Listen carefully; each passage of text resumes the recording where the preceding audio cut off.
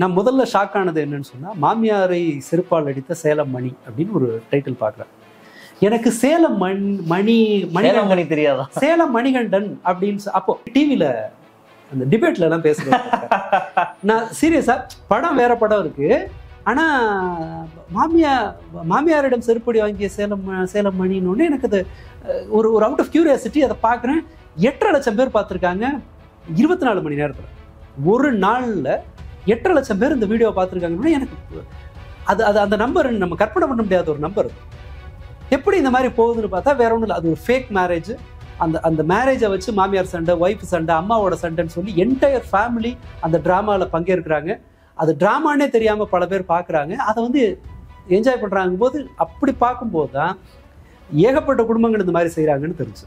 அதாவது இன்னொருத்தரோட மனைவியை போய் உங்கள் ஹஸ்பண்டுக்கிட்ட பொண்ணு கேட்குற மாதிரி விஷுவல் வச்சு மேளம் தட்டில் வாழைப்பழம் அதெல்லாம் வச்சு வெத்தலை பார்க்க வச்சு காத்துக்கற்பு கலை.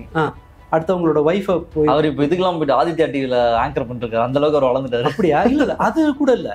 இந்த மாதிரி சண்டை போடுறவங்களை ஃபாலோ பண்ணி அவங்கள்ட்ட இன்டர்வியூ எடுக்கிறாங்க முக்கியமான சேனல்கள்னு பார்க்கும்போது இது ஒரு தனி பிஸ்னஸாகவே டெவலப் ஆயிருக்குன்னு பார்க்கும்போது ஷாக்காக இருக்கு. இது வந்து இந்த தனி மனிதர்களுக்கு அந்த இதில் பெருசாக ரோல் பிளே பண்ணுறது எக்ஸிபிஷனிசத்தை விட வாயுரசம் தான். அந்த ஸ்கேண்டல் வீடியோ அப்படின்னு போடுறது வந்து நிறைய ரீச் ஆகும். ஒரு அடல்ட் வீடியோ, பான் வீடியோஸை விட ஸ்கேண்டல் வீடியோ வந்து சரசரன்னு போகும். என்ன காரணம்னா அது எட்டி பார்க்குற ஒரு இயல்பு. ஒரு சயின்ஸ் ஃபேக்டை ஒன்று பார்க்குறீங்கன்னு வச்சுக்கோங்களேன், அதில் ஃபர்தர் டீட்டெயில்னு ஒன்றும் இல்லை. அதில் நாளைக்கு இதோட கண்டினியூஷனை பார்க்குறதுங்கிறது ஆர்வம் விட்டுறதுக்கு ஒன்றும் இல்லை. ஆனால் இந்த வீட்டு சண்டை இருக்குன்னு வச்சுக்கோங்க, ரவுடி பேபி சூர்யாவுக்கும் அவங்க பார்ட்னருக்கும் சண்டை வருது அப்படின்னு சொன்னால் இந்த சண்டை உங்களுக்கு ஒரு ஆர்வத்தை கிரியேட் பண்ணும். நாளைக்கு இந்த சண்டை எங்கே போகுது அப்படின்னு பார்க்கலான்றது. சீரியல் பார்க்குறதோட ஒரு அடுத்த வெர்ஷன் இது. அடினாலும் ரியலாக உள்ளது எல்லாமே ஓகே. சம்பவம் சீரியலை விட பெட்டராக இருக்குல்ல. இவன் நடிக்கிறான், இவங்க போய் சொல்கிறாங்கங்கிறது தெரியும். ஒவ்வொருத்தரும் ஒரு டெக்னிக்கை ஃபாலோ பண்ணுறாங்க. ஒரு குடும்பம் வந்து ஒரு சண்டையை ஒரு 3 மாதம் எக்ஸ்டெண்ட் பண்ணி அவங்க கல்லா கட்டுறாங்கன்னு சொன்னால், வேறொரு குடும்பம் 3 நாளைக்குள்ள தன்னோட கண்டென்ட்டை வந்து மாற்றுவாங்க. சாதாரணமாக ஒரு யூடியூப்பை வந்து பாவிக்கிறவங்க இருக்காங்களே, இதில் நாம் ஃபேமஸ் ஆகிடலாம் அப்படின்னு நினச்சிட்டு வர்றோம். வேறு சில ஸ்கில்ஸை அவங்க அந்த இடத்துல காட்டுறாங்க. அது சமையலோ அல்லது வேறு ஏதோ ஒன்று காட்டுறாங்க. அதுக்கு ஒரு மார்க்கெட் வரலை அப்படிங்கும்போது ஒரு கியூரியாசிட்டியில் என்ன ஆகும், இந்த மாதிரி பேசுகிறவங்களுக்கு ஒரு பெரிய மார்க்கெட் இருக்குது, அவங்க ஃபேமஸ் ஆக முடியும், அவங்க நிறைய சம்பாதிக்க முடியும், அவங்க கார் வாங்குறாங்க. அப்படிங்கும்போது முடிவெடுக்க முடியாமல் இருக்கிறவங்க இருக்காங்கல்ல, அதை ஒரு ஆப்ஷனாக அவங்க சூஸ் பண்ணுவாங்க. வணக்கம், இது அரண்சை. நான் தேவா பாஸ்கர். நம்ம மற்றும் ஒரு முறை டீப் டைட் பாட்காஸ்ட்டை சந்திக்கிறோம். இந்த முறை எந்த டாப்பிக்கை பேச போகிறோம் அப்படின்னா, ஏற்கனவே நம்ம வந்து சோஷியல் மீடியா டாக்ஸிசிட்டி, அப்புறம் வந்து டாக்ஸிக் இன்ஃப்ளூயன்சஸ் அப்படின்ற 2 டாப்பிக்கை பேசியிருந்தோம். அதனுடைய கண்டினியூஷன் கூட இந்த விஷயத்த பார்க்கலாம். இன்னைக்கு பேச போகிற டாப்பிக்கை பார்க்கலாம். நிறையா ஃபேமிலி விளாகர்ஸை வந்து பார்க்க முடியும் யூடியூப்ல. அதாவது அவங்களுடைய குடும்பத்தில் நடக்கிற அன்றாட நிகழ்வுகள் தான் அதோடைய கண்டென்ட்டாக இருக்கும். இப்போ நம்ம சேனல்லாம் நீங்கள் பார்த்துருப்பீங்க, நம்ம வந்து ஒரு பாலிடிக்ஸை மெயினாக ஃபோக்கஸ் பண்ணி அதில் கண்டென்ட் ப்ரொடியூஸ் பண்ணிட்டு இருப்போம். இப்படி எதுவுமே இல்லாமல் எல்லார் குடும்பத்திலையும் என்னென்ன நிகழ்வுகள் நடக்குமோ அது எல்லாத்தையும் ஒரு கண்டென்ட்டாக மாற்றுறது. ஒரு தனியான ஒரு திறமையோ அல்லது வேற ஒரு விஷயத்தையோ சார்ந்த அந்த சேனல்ஸ்லாம் இயங்காது. காலையில் எழுந்து காஃபி குடிக்கிறது, காய்கறி வாங்குறது, வீட்டில் நடக்கிற சண்டை போட்டு பிரிகிறது, திரும்ப சேர்றது, இப்படி நிறையா குடும்பங்கள் வந்து இன்னைக்கு தமிழ் யூடியூபை வந்து ஆக்கிரமித்திருக்காங்க. அந்த குடும்பத்தில் நடக்கிற நிகழ்வுகள் வந்து ரொம்ப அதிகமான பார்வையாளர்களை போய் ரீச்லாம் ஆகுறதையும் நம்மளால பார்க்க முடியுது. நம்ம வந்து உலகத்தினுடைய முக்கியமான பிரச்சனை, காசா பாலஸ்தீன் என்ன நடந்துட்டு இருக்கு, ஈரான் இஸ்ரேல் போர் என்ன நடந்துட்டு இருக்கு, இப்படி நிறைய நம்ம பேசும்போது இதெல்லாம் மக்கள் கிட்ட போய் சேருதான்னு கேட்டீங்கன்னா பெரும்பான்மையாக போய் சேர்றது கிடையாது, அல்லது மக்கள் வந்து இதுல விருப்பம் காட்டுறதும் கிடையாது. ஆனா இந்த மாதிரியான குடும்ப சண்டை, ஒரு மெகா சீரியல் மாதிரி இன்னைக்கு ரியலாவே சண்டை நடக்கிறது, குடும்பங்கள் நடக்கிற சண்டைகள் எல்லாம் யூடியூப்ல அப்லோட் ஆகுறதும், அதை மக்கள் ரொம்ப தங்களுடைய பிரச்சனையாக கருதி அதுல ரொம்ப இன்வால்வ்டா இருக்கிறதையும் பார்க்க முடியுது. இதற்கு பின்னாடி இருக்கக்கூடிய உளவியல் என்ன, நம்ம ஏன் இவ்வளவு இன்வெஸ்டடா இருக்கோம், அண்ட் இவங்கெல்லாம் யாரு? ஏன்னா இன்னைக்கு இந்த பாட்காஸ்ட்டை பார்க்கும்போது எதுக்கு இதை பத்திலாம் பேசுறீங்க, யார் இவங்க அப்படின்ற கமெண்ட்ஸ் நிறைய வர்றதை பார்க்க முடியுது. இதை பண்றதுக்கான காரணம் அப்படின்றது, ஏன் மக்கள் வந்து இதுல இவ்வளவு இன்வெஸ்டடா இருக்காங்க, அப்படி இருக்கிறது சரியா, அண்ட் இதுக்கு பின்னாடி இருக்கிற உளவியல் என்ன அப்படின்றதான் நம்ம இன்னைக்கு பேச போறோம். யார் கூட பேச போறோம் அப்படின்னா, நம்மளுடைய நண்பர் மனநல ஆலோசகர் தோழர் இளவன் ராமதாஸ் கூட தான். வணக்கம் தோழர். வணக்கம். இன்ட்ரோடக்ஷன்லேயே சொல்லியிருக்கேன், ரொம்ப இன்வெஸ்டடா மக்கள் இருக்கிறத பார்க்க முடியுது. ரீசெண்டாவே நான் வந்து ஒரு போன சண்டே பார்த்தேன். இப்போ ஜெய்சன் மோனிகா அப்படின்னு ஒரு கப்பல், இந்த கப்பல் வந்து எக்ஸிஸ்ட் ஆகுறாங்க அப்படின்றதே எனக்கு தெரியாது, இப்படி ஒருத்தவங்க இருக்காங்க அப்படின்றதே தெரியாது. கிட்டத்தட்ட இப்போ நம்ம பேசுற வரைக்கும் கிட்டத்தட்ட 9 லட்சம் பேர் 10 லட்சம் ஒட்டுமொத்தமாக 1 கோடி 2 கோடி பார்வையாளர்கள் வந்து இதை பார்த்துருப்பாங்க. அவங்களுடைய ஃபேமிலியில் நடக்கிற பிரச்சனை என்ன நடந்துட்டு இருக்கு, அந்த ஒரு ஹஸ்பண்ட் ஒய்ஃப் பிரிஞ்சுட்டாங்க, அது ஒரு பெரிய ஒரு வயலண்டான ஒரு அபியூஸ் நடந்திருக்கு, அந்த பெண்ணுக்கு நடந்திருக்கு. அண்ட் அந்த பெண் வந்து அவருடைய கணவர் மேல நிறைய சார்ஜ் வைக்கிறாங்க. இப்படி ஒரு ஃபேமிலி அபியூஸ் சம்பந்தப்பட்ட விஷயம். அவங்க ஜாலியா இருக்க வீடியோஸும் இதுக்கு முன்னாடி எல்லாம் போட்டிருக்காங்க.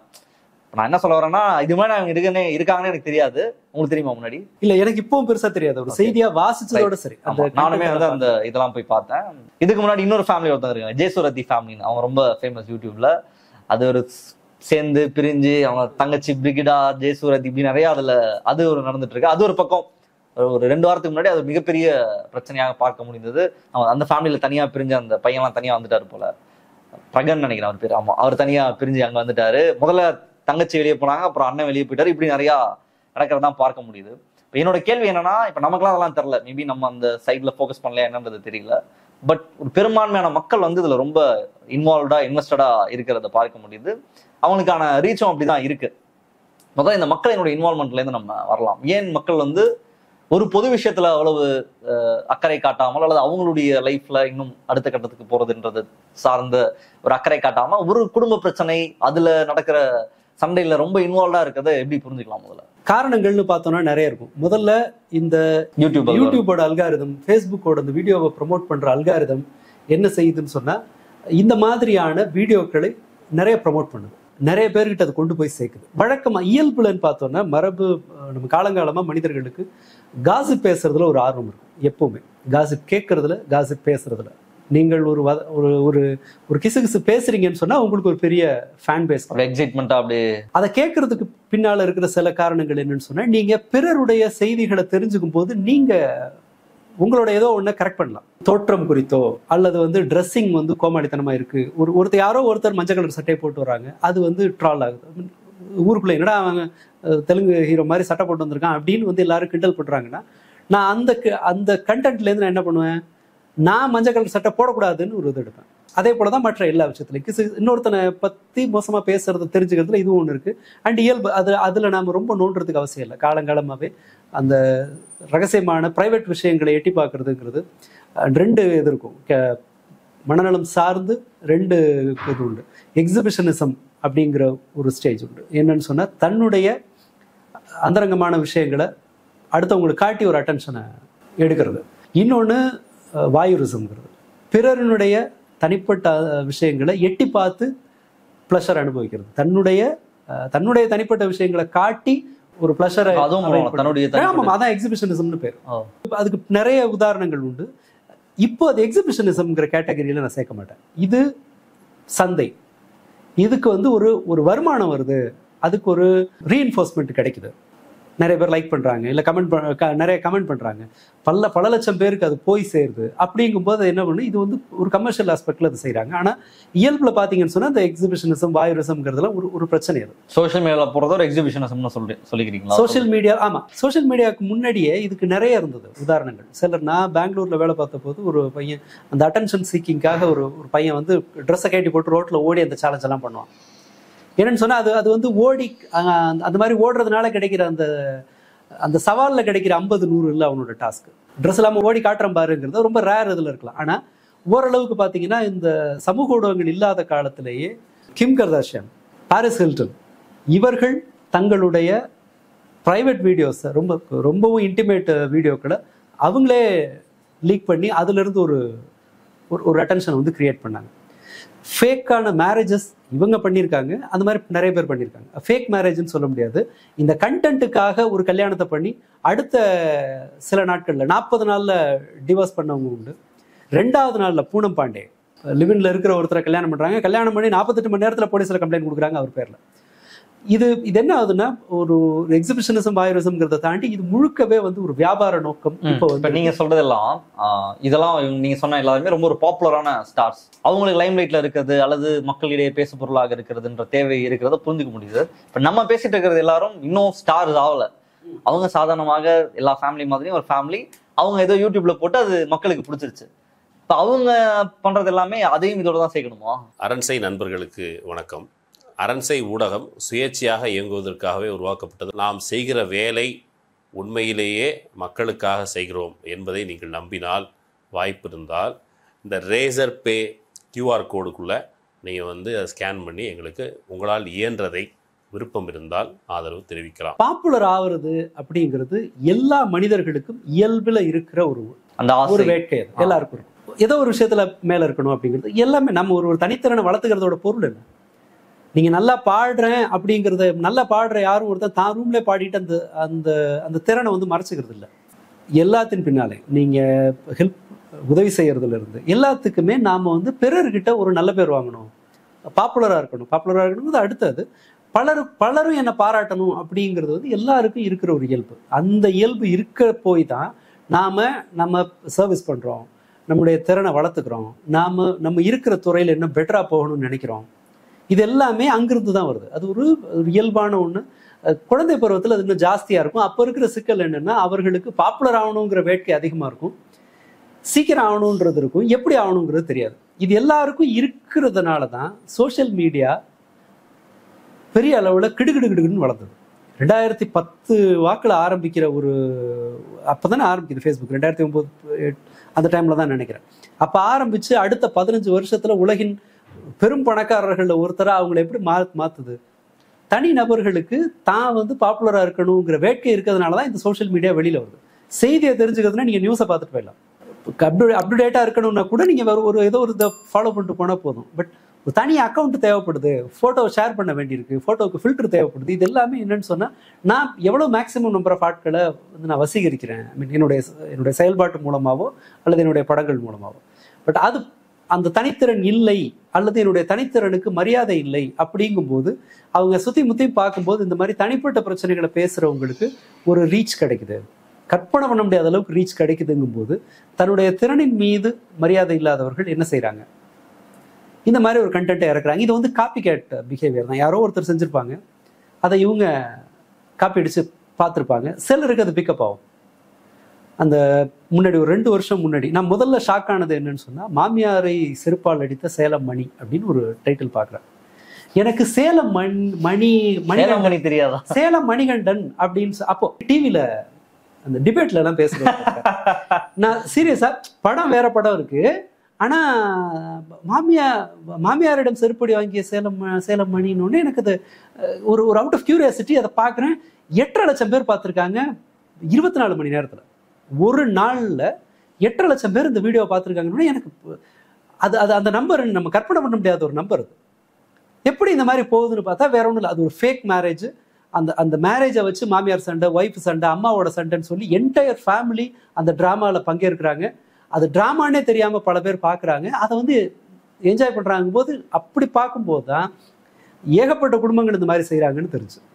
சிலர் தன்னுடைய கவர்ச்சியான படங்களை போட்டு பாப்புலர் ஆகி அகெயின் அதுல இருந்து ஒரு பெரிய ரீச், அதுக்கு மேல அதை போட முடியாதுங்கும் போது என்ன பண்றாங்கன்னா, மற்ற ஆட்களை, மற்ற யூடியூபர்ஸை வர வச்சு அவங்க கூட சண்டை போட்டு, அதாவது இன்னொருத்தரோட மனைவியை போய் உங்க ஹஸ்பண்ட் கிட்ட பொண்ணு கேட்குற மாதிரி விஷுவல் வச்சு, மேளம், தட்டுல வாழைப்பழம் அதெல்லாம் வெத்தலை பார்க்கலாம் வச்சு காத்துக்கற்பு கலை, அடுத்தவங்களோட ஒய்ஃபை போய் அவர் இப்போ இதுக்கெல்லாம் போயிட்டு ஆதித்யா டிவில ஆங்கர் பண்ணிருக்காரு. அந்த அளவுக்கு அவர் வளர்ந்துட்டாரு. அப்படியா? இல்ல அது கூட இல்ல. இந்த மாதிரி சண்டை போடுறவங்களை ஃபாலோ பண்ணி அவங்கள்ட்ட இன்டர்வியூ எடுக்கிறாங்க முக்கியமான சேனல்கள்னு பார்க்கும்போது இது ஒரு தனி பிசினஸாவே டெவலப் ஆயிருக்குன்னு பார்க்கும்போது ஷாக்கா இருக்கு. இது வந்து ஒரு கமர்ஷியல் இன்டென்ஷன் தான் அவர்கள் பின்னால இருக்குது. அதனுடைய பின்னாடி இருக்கிற கதைன்னு பார்த்தோம்னு சொன்னா, இவங்க இந்த தனி மனிதர்களுக்கு அந்த இதுல பெருசா ரோல் பிளே பண்றது எக்ஸிபிஷனிசத்தை விட வாயுரசம் தான். அந்த ஸ்கேண்டல் வீடியோ அப்படின்னு போடுறது வந்து நிறைய ரீச் ஆகும். ஒரு அடல்ட் வீடியோ, பான் வீடியோஸை விட ஸ்கேண்டல் வீடியோ வந்து சரசரன்னு போகும். என்ன காரணம்னா, அது எட்டி பார்க்குற ஒரு இயல்பு. நேர்மையாக சொல்லணும்னு சொன்னால் அது எல்லா மனிதர்களுக்கும் இருக்கும். எங்கே அது இல்லாமல் போகும்னு சொன்னால், நாம் தர்க்கபூர்வமாக நமக்கு ஒரு எண்ணம், இன்சைட் இருக்கும் இல்லையா, நாம் இதை செய்யக்கூடாது, பிறரோட ப்ரைவசியில் நாம் தலையிடக்கூடாது அப்படிங்கிற உங்களோட அந்த காக்னேட்டிவ் பார்ட்டு, உங்களோட ரேஷனல் மைண்ட், அந்த பகுத்தறிவு வேலை செஞ்சால் மட்டும்தான் இந்த தனிப்பட்ட இயல்பை வந்து குறைக்க முடியும். பட் அன்ஃபார்ச்சுனேட்லி இப்போ இந்த சோஷியல் மீடியா பூமான பிறகு அந்த வாசிப்பின் மீதான அந்த வாசிப்பின் தேவை மொத்தமாக ஷட் டவுன் ஆன பிறகு எல்லாமே காட்சியின் வழியாக தனக்கு வேண்டிய செய்தி ஆகட்டும், தனக்கு வேண்டிய ப்ளஷர் ஆகட்டும், ப்ளஷர் எந்த வார்த்தையில் சொல்றதுன்னு தெரியல, ஒரு திருப்தி அந்த மாதிரி அது அடையிறது, இது எல்லாத்தையும் வந்து விஷுவல் இன்புட்லேருந்து கிடைக்குதுங்கும் போது வாசிப்பு குறைவுக்கும் அதுக்குமே நிறைய தொடர்பு இருக்கு. நிறைய தொடர்பு இருக்கு. இன்ஃப்ளூயன்சர்ஸ்லேயே நல்ல கருத்தை பேசக்கூடிய அல்லது புக்கை படிச்சுட்டு வந்து சொல்றவங்களும் இன்னைக்கு இ புக்ஸ்லாம் வந்து ஐ மீன் ஆடியோ புக்ஸ்லாம் வந்துருச்சு. அண்ட் ஒரு புக்கை படிச்சு வந்து பேசுறவங்க இருக்காங்க, இவங்களும் இருக்காங்க. அதை கன்சியூம் பண்றதும் இல்ல புக்கை படிக்கிறது ரெண்டுமே ஒண்ணு கிடையாதா? அதை கன்சியூம் பண்றது இருக்கு, புக்கு படிக்கிறதுன்றது ஒண்ணு இருக்கு. நான் புக்கு படிக்காம ஆடியோ புக் கேட்டே தூங்குறேன். இப்போ பாவாச்சந்திரன் கதை சொல்றாரு, அவன் சொல்ற கதையை கேட்டுட்டு இருப்போம் சொல்லிட்டு அந்த கதை கேட்கறோம். அதுக்கு ஒரு செட் ஆஃப் ஆடியன்சஸ் இருக்காங்க. ஓகே, அதுவும் இதுவும் ஒண்ணு கிடையாது. வாசியம் இல்ல. என்னன்னா நீங்க வாசிக்கும் போது நீங்க ஒரு ஒரு ஒரு எழுத்தை கண்ணு ப்ராசஸ் பண்ணி அது உங்களுடைய மூளையின் வெவ்வேறு பகுதிகளில் போய் ப்ராசஸ் ஆகி நீங்க அதை வந்து விஷுவலைஸ் பண்றீங்க. உங்களுடைய கற்பனை திறன் அந்த இடத்துல என்ன ஆகுதுன்னா, நீங்க ஒரு அரண்மனை அப்படிங்கிறத வாசிக்கிறீங்க. அந்த அரண்மனை குதிரையில ராஜா வந்து அரண்மனைக்கு போறார் அப்படிங்கிறத வாசிக்கிறீங்கன்னா உங்களோட கற்பனையில இருக்கிற இது வேறையா இருக்கும், அரண்மனை வேறையா இருக்கும், ஏன் கற்பனையில இருக்கிறது வேறையா இருக்கும். இந்த காக்கா வந்து வடையை தூக்கிட்டு போகுது அப்படின்னு சொன்னா நீங்க கற்பனை பண்ற இடம் அதெல்லாம் வேறையா இருக்கும், நான் அதெல்லாம் வேறையா இருக்கும். நீங்க நிதானமா அதை வாசிச்சு சொற்கள் சேமிக்கப்படுற ஒரு இடம் வேறையா இருக்கும். இன்னும் ஒரு எக்ஸ்பர்ட்டை கேட்டால் இன்னும் தெளிவாக கூட சொல்லுவாங்க. அப்படி வந்து மூளை வெவ்வேறு கற்பனை திறன், உங்களுடைய வாசிப்பு, அது கொடுக்குற நிதானம், இது எல்லாமே சேர்ந்து உங்களுக்கு வந்து ஒரு டிலேடு கிராட்டிஃபிகேஷன் கிடைக்கும். விஷுவல்ல அந்த மாதிரி நான் வந்து ஆடியோவை கூட விட்டுறேன். ஆடியோ அந்த அளவு நீங்க சீக்கிரம் மறக்கிறதுக்கான வாய்ப்பு உண்டு. நீங்க வாசிக்கும் போது இருக்கிறத விடவும் ஆடியோவில் நீங்க மிஸ் பண்ணலாம். உங்களுக்கு அந்த கவனம் சிதறதுக்கான வாய்ப்பு உண்டு. வாசிக்கும் போது இருக்கிறத விடவும் ஆடியோவில் இதாக இருக்கும். பட் விஷுவலாக போகும்போது என்னன்னு சொன்னால் உங்களுடைய கற்பனை திறனுக்கு அந்த இடத்துல வேலையே கிடையாது. நீங்கள் அதில் இமேஜின் பண்ணுறதுக்கெல்லாம் ஒன்றுமே இல்லை, ஜஸ்ட் அதை வந்து கேட்டுக்கலாம். இதனால இந்த வாசிப்பு குறைஞ்சதுக்கு வந்து வெறுமனே விஷுவல் கண்டென்ட் கிடைக்கிறதுங்கிறது மட்டும் காரணம் இல்லை. அங்கிருந்து தான் உங்களுக்கு ப்ளஷர் கிடைக்கணுங்கிற தேவை இல்லை. 25 வருஷம் முன்பு அப்படின்னு கணக்கெடுத்து ஒரு ரஃப் கால்குலேஷன். அப்போது உங்களுக்கு டிவியிலேருந்து கிடைக்கிற கண்டென்ட்டுகள் வந்து குறைவு. நீங்கள் வாரத்தில் ஒரு 3 நாள் 4 நாள் உங்களுக்கு ஏதாவது ஒரு இது கிடைக்கும். பாட்டு கேட்கணும்னா ஒளிமொழியும் கேட்கலாம். செவ்வாய்க்கிழமை ஒரு நாடகம் போடுவாங்க, அது ஒரே செட்டு நாடகம் இருக்கும். அந்த ஜன்னல் ஒரே மாதிரி இருக்கும். அந்த செட்டுக்கு தகுந்த மாதிரி கதைகள் இருக்கும். அந்த ஒரு வீட்டுக்குள்ளே நடக்கிற மாதிரி ஒரு கதைகள் இருக்கும். அப்படிலாம் இருக்கும். இல்லைன்னா நீங்கள் ஞாயிற்றுக்கிழமை ஒளிச்சித்திரம் இங்கே போடுவாங்க ரேடியோவில். காலையில் எழுந்து ரேடியோ 7:15 நீங்கள் 7:30 நியூஸ் கேட்க முடியும்னு சொன்னால் அதுக்கு நடுவில் வெவ்வேறு இதெல்லாம் வருங்கும் போது உங்களுக்கு நினச்ச நேரத்தில் நீங்கள் வந்து உங்களோட உங்களுக்கான என்டர்டெயின்மெண்ட் எங்கிறது கிடைக்கும்னு சொன்னால் புக்கை வாசிச்சா தான் கிடைக்கும். அதான் எனி டைம் அவைலபிளாக இருக்கும், நீங்கள் நினைக்கும் போது எடுத்துக்கலான்றது. அப்படி இருக்கிறத காலம் இப்போ என்ன ஆகுதுன்னு சொன்னால் என்டர்டெயின்மெண்ட்டுக்கான தேவை பரவலாக கிடைச்சிருச்சு. அப்போது நான் ஏதாவது படிக்க கற்றுக்கிட்டேன்னா நிறைய எனக்கு வந்து வெவ்வேறு விதமான இன்புட் கிடைக்கும். நான் இன்னும் கொஞ்சம் எனக்கு என்டர்டெயின்மெண்ட்டுக்கான வாசல் அங்கிருந்து திறக்கும் அப்படிங்கிற ஒரு கட்டாயம் இருந்தது. அதனால வாசிப்பை நோக்கி எந்த புற அழுத்தமும் இல்லாமல் வாலண்டியராகவே ஒருத்தர் வந்து வாசிப்பை நோக்கி வந்தாங்க. இப்போ அதற்கான தேவையில்லை. 6 மாசத்து குழந்தைக்கு விஷுவலாக எல்லாமே கிடைச்சிருது. இப்போ வாசிப்புங்கிறது ஒரு கடினமான ஒரு வேலை, அது ஒரு தலைவலி. நீங்கள் உட்காந்து ஒரு புக்கை மெனக்கெட்டு படித்து அதிலிருந்து தெரிஞ்சுக்கிறத விடவும் அது தொடர்பான ஒரு வீடியோவை தேடி எடுத்து போட்டு விட்டு கேட்டுக்கலாம். பட் அப்படி கேட்கும்போது ரொம்ப நேரம் மைண்டில் இருக்கப்போ உங்களுக்கு நினைவுலேருந்து சீக்கிரம் வெளியில் போயிடலாம். வாசித்து உங்களோட மைண்டில் இருக்கிறத விடவும் ஒரு விஷுவலாக கிடைக்கிற இன்புட்டை மறக்கிறதுக்கான வாய்ப்பு அதிகம். நீங்கள் அவ்வளோ டீட்டெயிலாக இருக்கிறதுக்கு வழி இல்லை. ரைட், அது இது டாபிக் அது இல்லை, பரவாயில்ல, கரெக்டாக தான் பேசிட்டு இருக்கோம். வாசிக்கிறதுக்கு ஸ்பேஸ் இருந்தது அப்படின்றதான் சொல்லும்போது எனக்கு என்ன ஞாபகம் வந்துச்சு அப்படின்னா, இப்போ நிறையா இருக்கும். இப்போ நெட்ஃப்ளிக்ஸ் நீங்கள் ஓப்பன் பண்ணிங்கன்னு வச்சுக்கோங்களேன். இப்போ நான் சாப்பிடும்போது நெட்ஃப்ளிக்ஸில் ஏதாவது எனக்கு பார்க்கணுன்னு ஒன்று இருக்கும். சாப்பிட்ற டைமில் நம்ம ஒன்று பார்ப்போம் அப்படின்னு எனக்கு மட்டுமே எல்லாரும் நல்லா நோட் பண்ணி ஃப்ரெண்ட்ஸ் எல்லாருமே சேர்ந்து சாப்பிடும்போது பார்ப்போம். எங்களால் அறவே ஆக முடியாது ஒரு விஷயத்தை பார்க்குறதுக்கு. நான் சாப்பிட்டே முடிச்சிருவோம். சரி என்ன பார்க்கலாம்னா நிறையா இருக்கும், தேடிட்டே இருப்பேன். இது பார்க்கலாமா, இல்லை இது போர் அடிக்கும், இது சோகமாக இருக்கும், சரி இது பார்க்கலாம். இல்லைனா நான் பார்த்துட்டே திரும்ப பார்ப்பேன். ஒரு எனக்கு ஃப்ரெண்ட்ஸ்ன்ற ஒரு சீரிஸ் பிடிக்கும். அந்த எபிசோட் வந்து 20 நிமிஷம் இருக்கும். அதை நான் வந்து ஒரு 4-5 வருஷத்துக்கு முன்னாடியே பார்த்துட்டேன். திரும்ப அதை ஒன்று மட்டும் தான் பார்ப்பேன். ஏதாவது ஒரு எபிசோட் நம்ம போட்டுட்டு நான் அதை ஆல்ரெடி பார்த்து எனக்கு அந்த என்ஜாய்மெண்ட் எனக்கு கிடச்சிருக்கு. எனக்கு அது வந்து என்ன டிசப்பாயிண்டே பண்ணாதான் எனக்கு தெரியும். அதனால எனக்கு என்ன ஆச்சுன்னா, நான் என்னோட படம் பார்க்குறது ஃபுல்லாக குறைஞ்சிருச்சு. இல்லை இன்னொன்று புதுசாக நான் எதையுமே பார்க்க மாட்டேன், பார்த்ததே திரும்ப பார்ப்பேன். இல்லை நான் எல்லாருமே அந்த ஹரி படம்லாம் ரொம்ப பிடிக்கும், ஃபைட்லாம் நிறையா இருக்கும். சரி ஹரி படத்தோட பழைய சீன் ஏதாவது பார்ப்போம் அப்படின்னு சொல்லிட்டு அதை உட்காந்து பார்ப்போம். எங்களுக்கு நிறையா இருக்கும். ஆக்சுவலாக இது வந்து நான் ஏன் மட்டுமே நோட்டீஸ் பண்ணல. இப்போ என்னோட ஃப்ரெண்ட்ஸு ஃபேமிலி குரூப் நாங்கள் எல்லாருமே ஒரு இடத்துல சேர்ந்தோன்னா எங்களால் ஒரு விஷயத்துக்கு அறவே ஆக முடியாது. சரி இது பார்க்கலாமா அது பார்க்கலாம்னு மாற்றிக்கிட்டே இருப்போம், சாப்பிட்டுட்டே இருப்போம், சாப்பிட்டு முடிச்சிடுவோம். இதை வந்து நான் நல்லா ஃபீல் பண்ணிருக்கேன் நிறைய இடத்துல. பான் மூவி அடிக்ட் ஒரு 10th ஸ்டாண்டர்ட் பையன் அவரும் சொன்னார். ஓகே, இது தெரிஞ்சுக்கிறதுக்கு நீ என்ன செய்கிறீங்க, பான் அடிக்ஷன் ஒரு பிரச்சனை. அது சொல்லும்போது அவர் குறைபாடாக சுட்டி காட்டினது எதுன்னு சொன்னால், தேடிட்டு இருக்கேன் அதை வந்து எதை பார்க்கறதுன்னு ஒரு முடிவுக்கு வர முடியல. ஒரு கட்டத்தில் எல்லாத்தையும் பார்த்துட்டாங்க. ஸ்கேண்டலா, அதுவா இதுவா, அந்த மாதிரி எல்லாத்தையும் பார்த்து முடிச்சாச்சு. எந்த வீடியோவை பார்க்கறதுன்னு முடிவு பண்ணுறதுலே லேட் ஆகிடுது, 11-12 மணி ஆகிடுது அப்படின்னாரு 10th ஸ்டாண்டர்ட்.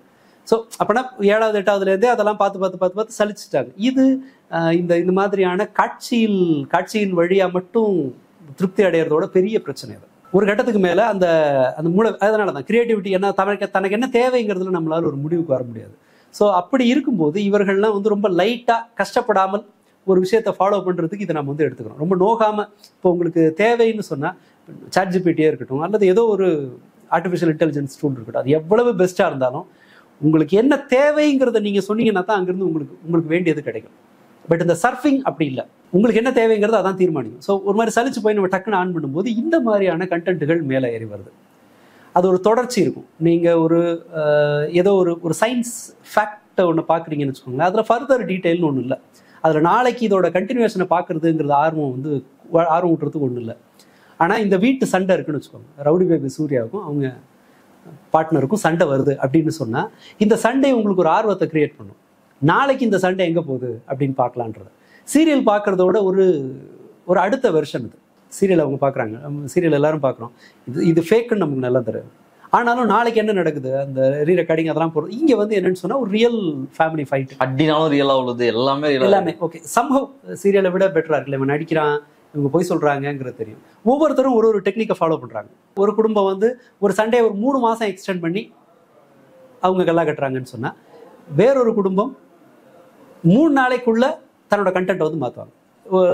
தன்னோட முதல் மனைவி நல்லவங்க அப்படின்னு சொல்லி ஒரு 3 நாள் அவர் பேசுவார், 2வது மனைவி நல்லவங்க அப்படின்னு சொல்லி அடுத்த 3 நாள் பேசுவார். ஸோ இந்த சேஞ்ச் பண்ணி ஒவ்வொருத்தரும் ஒரு டெக்னிக்கை வந்து எடுக்கிறாங்க. பட் இதோட டார்க் சைடாக நான் பார்க்குறது என்னன்னு சொன்னால், சோஷியல் லேர்னிங் தியரி அப்படின்னு ஒரு இது உண்டு. குழந்தைகள் எப்படி கற்றுக்குறாங்க அப்படின்னு சொன்னால், வெறுமனே பெற்றோர்கள் சொல்லித்தரதுல இல்லை வாசிக்கிறதுலேருந்து அல்ல, தன்னை சுற்றி இருக்கிற ஆட்கள் எப்படி நடந்துக்கிறாங்க, அப்படி நடந்துக்கிறதுக்கு அவங்களுக்கு என்ன கிடைக்குது அப்படிங்கிறத வச்சுக்கிட்டு அந்த மாடலிங்காக இருக்கட்டும், இமிட்டேஷன், இந்த ரீஇன்ஃபோர்ஸ்மெண்ட். மாடலிங்னு சொன்னால் யாரோ ஒருத்தரை வந்து ஒரு முன்மாதிரியாக எடுத்துக்கிட்டு தான் ஒரு விஷயத்தை கற்றுக்கிறது, அது ஒரு இது இருக்கலாம். இமிட்டேஷன் சொன்னால் பிறர் நடந்துக்கிறத பார்த்துட்டு நானும் அதை போல செய்கிறது. அதனால எனக்கு ஒன்று கிடைக்கணும்னு அவசியம் இல்லை. இப்போ எல்லாரும் இப்படி நடந்துக்கிறாங்கன்னு சொன்னால், நம்ம கவனிச்சு பார்த்தோம்னா, இந்தியாவை விட வறிய நாடு நீங்கள் எடுத்துக்கிட்டிங்கன்னா பாலி, வியட்நாம், இந்த நாடுகளில் எடுத்துக்கலாம். இங்கே இந்த ஊரில் நமக்கு வறுமை காரணமாக தான் நாம் வந்து பொது இடங்களில் ஒழுக்கம் இல்லாமல் இருக்கோம் அப்படின்னு ஒரு லாஜிக்கை வச்சோன்னு வச்சுக்கோங்களேன். அந்த நாடுகளை பார்த்தோம்னா நமக்கு இது எப்படி, அவன் அந்த ஊரில் இவ்வளோ வறுமையான நம்மளை விட வறுமையாக இருக்கிறான், ஆனாலும் அவங்கள்ட்ட பொது இடத்து ஒழுக்கம் எப்படி இருக்குது, அங்கே பப்ளிக் டாய்லெட்லாம் வந்து இந்த மாதிரி இருக்கவே இருக்காது. எங்கேருந்து அது டிஃபர் ஆகுதுன்னு சொன்னால், இந்த கற்றுக்கிறது தான். இப்போ ஜப்பான்ல எல்லாம் வந்து இது ஒரு நடைமுறையில் வச்சுட்டு அதை வந்து கற்றுன்னு தர்றாங்க. சில இடங்களில், பெரும்பாலான இடங்களில் தன்னை மீறியும் வருது. ஒழுக்கமாக இருக்கிறது, பொது இடத்துல டிசிப்ளினாக இருக்கிறது, டிசிப்ளின் இல்லாமல் இருக்குது. இது ரெண்டுமே என்னன்னு சொன்னால் சோஷியல் லேர்னிங்லேருந்து வர்றது. ரொம்ப சிம்பிளாக புரிஞ்சுக்கணுன்னா, கேரளா பஸ் எல்லாம் கோயம்புத்தூர் வந்து காந்திபுரம் பஸ் ஸ்டாண்டில், அப்போது நான் அங்கே படித்த ட்ரைனிங்கில் இருந்தபோது 6 மாதத்தில் பார்த்துருக்கேன். மதுரை போகிற பஸ் இந்த சைடில் நிற்கும், கேரளா போகிற பஸ் அந்த பக்கத்தில் நிற்கும்னா, மதுரை பஸ் வரும்போது திடீர்னு ஜனங்க அப்படி ஓடுவாங்க. அதே பஸ் ஸ்டாண்டில் கேரளா பஸ்ஸில் தமிழ் ஆளுங்களும் இருக்காங்க, கேரளா ஆளுங்களும் வரிசையில் இருப்பாங்க, ஒரே பஸ் ஸ்டாண்டு. ஸோ அந்த சமூக கற்றல்ங்கிறது இருக்கு இல்லையா, அதுலேருந்து பலர் வந்து நம்ம சமூகம் எப்படி இருக்குங்கிறத வச்சுட்டு ஆட்கள் வந்து கற்றுக்குவாங்க. பட் 2K கிட்ஸ், அந்த ஜென்சிக்கு இருக்கிற ஒரு நெருக்கடி என்னன்னு சொன்னால், அவர்கள் பிறந்ததே இந்த சமூக உலகத்தில் தான். அவங்களுக்கு ரியல் வேர்ல்டுக்கும் இந்த சோஷியல் மீடியா உலகத்துக்கும் பெரிய வித்தியாசம் தெரியாது. அவங்களுக்கு இன்ஸ்டாகிராமில் வர்ற சண்டை ரியல் சண்டை தான், ரியல் சண்டை இல்லையா.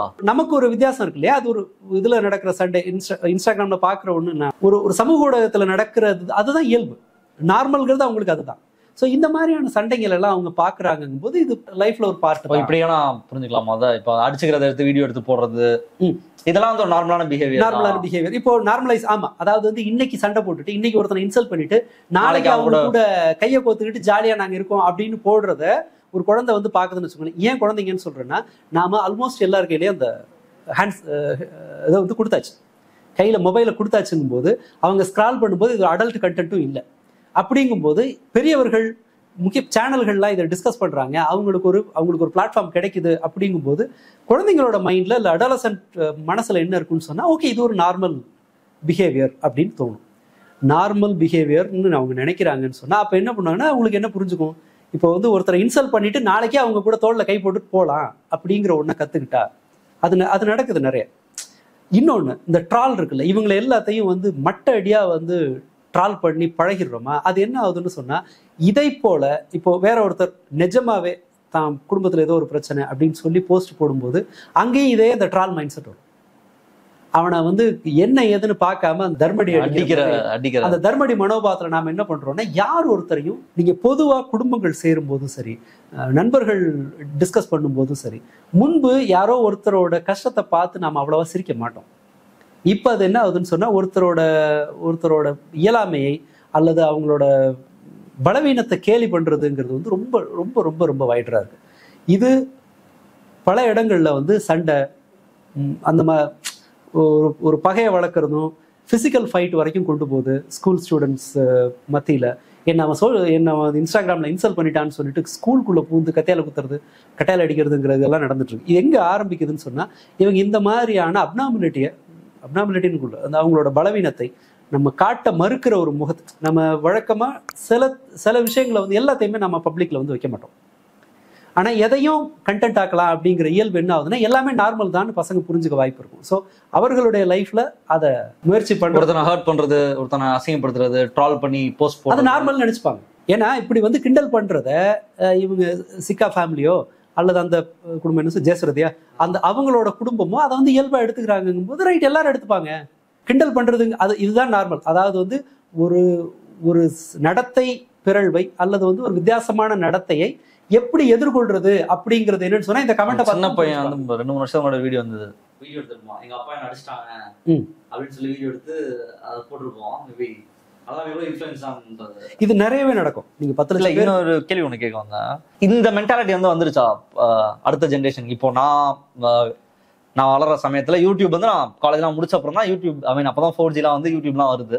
ஸோ எனக்கு இந்த யூடியூபர்ஸ்ன்றதெல்லாம் என்னன்னு தெரியாது, நான் காலேஜ் முடிச்சிட்டேன். அதுக்குள்ள இப்போ இந்த மாதிரி ஆகிறது ஈஸின்ற அந்த மைண்ட் செட் இருக்கா? நம்ம இப்படி ஒரு வீட்டில் இப்போ என்ன பண்ணணும், உனக்கு ஃபேமஸ் ஆகணுமா, இல்லை பணம் சம்பாதிக்கணுமா, ஒரு கல்யாணம் பண்ணலாம், கல்யாணம் பண்ணி கப்பல் வாகஸாக மாறிடலாம், இல்லை வீட்லேயே வந்து நம்ம வந்து டெய்லி அது கண்டென்ட் சாப்பிட்றது நம்ம கண்டென்ட் ஆக்கி போடுவோம், அம்மா கூட சண்டை போடுறது போடுவோம், நம்ம டெய்லி லைஃப் வந்து ரொட்டீனாக இன்னைக்கு வெளியே போகிறோமா, வெளியே போகிறது கண்டென்ட் ஆகி கண்டென்ட் கிரியேட்டரா வீட்டுக்குள்ள இருந்தே நம்ம சம்பாதிக்கலான்றதும் ஒரு மைண்ட் செட்டா உருவாயிருக்கும். ஓரளவுக்கு இருக்கலாம், அது பெரிய அளவுல இருக்குன்னு சொல்ல முடியாது. ஆனா இது டேமேஜ் உருவாக்குற இடம் எதுன்னு சொன்னா, கண்டென்ட் ஆக்குறது தப்பு இல்ல, நம்முடைய தனிப்பட்ட விவரங்களை கண்டென்ட் ஆக்குறது தப்பு இல்லை. எல்லாமே கண்டென்ட் ஆக்குறது அப்படின்றது, எதை வேண்டுமானாலும் கண்டென்ட் ஆக்கலாம் அப்படிங்கிற அந்த லைசன்ஸ் இருக்குல்ல, அது எல்லாரும் கொடுத்துக்கிறது இருக்கு இல்லையா, அது ஒரு பிரச்சனை.